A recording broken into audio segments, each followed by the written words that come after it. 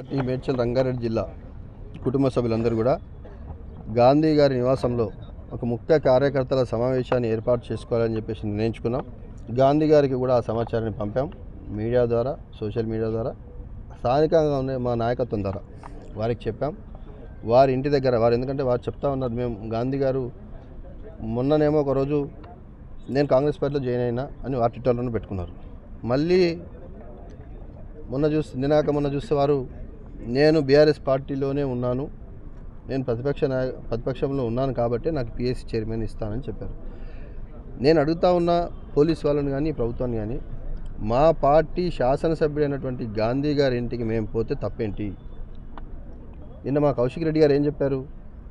గాంధీ గారు బీఆర్ఎస్లోనే ఉన్నాను అంటున్నావు కదా, నేను వస్తాను మీ ఇంటికి, పార్టీ కండువా వేసుకుందాం, అక్కడి నుంచి మన నాయకుడు కేసీఆర్ గారి దగ్గరికి వెళ్దామని చెప్పారు.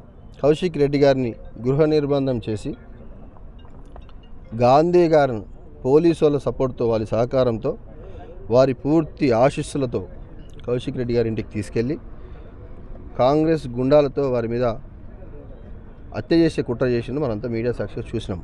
ఇది మంచి పద్ధతి కాదు ప్రజాస్వామ్యంలో. ఈరోజు కూడా నేను పోలీస్ మిత్రులకు విజ్ఞప్తి చేస్తూ ఉన్నా, మా పార్టీ శాసనసభ్యుడైనటువంటి గాంధీ గారిని మేము కలిస్తే తప్పేంటి అని నేను అడుగుతా ఉన్నా. వారే చెప్తా ఉన్నారు కదా, ఇందాక కూడా నేను ఒక మీడియాలో చూసిన గాంధీ గారే చెప్తా ఉన్నాను, నేను బీఆర్ఎస్లో ఉన్నాను.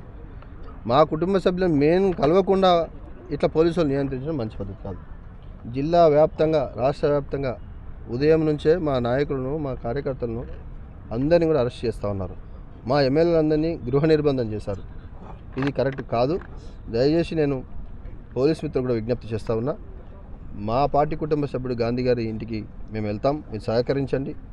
ఒకవేళ ఎక్కువ మంది వెళ్తే ఇబ్బంది అవుతుంది అని మీరు అనుకుంటే నేను కౌశిక్ రెడ్డి గారు ఇంకా ఒకరిద్దరు ఎమ్మెల్యేలు వస్తాం, మీరే తీసుకెళ్ళండి, మా నాయకుని మేము కలుస్తామని చెప్పేసి కూడా నేను విజ్ఞప్తి చేస్తూ ఉన్నా. లేని పక్షంలో గాంధీ గారు నిజాయితీ గురించి, నిబద్ధత గురించి మాట్లాడుతూ ఉన్నారు.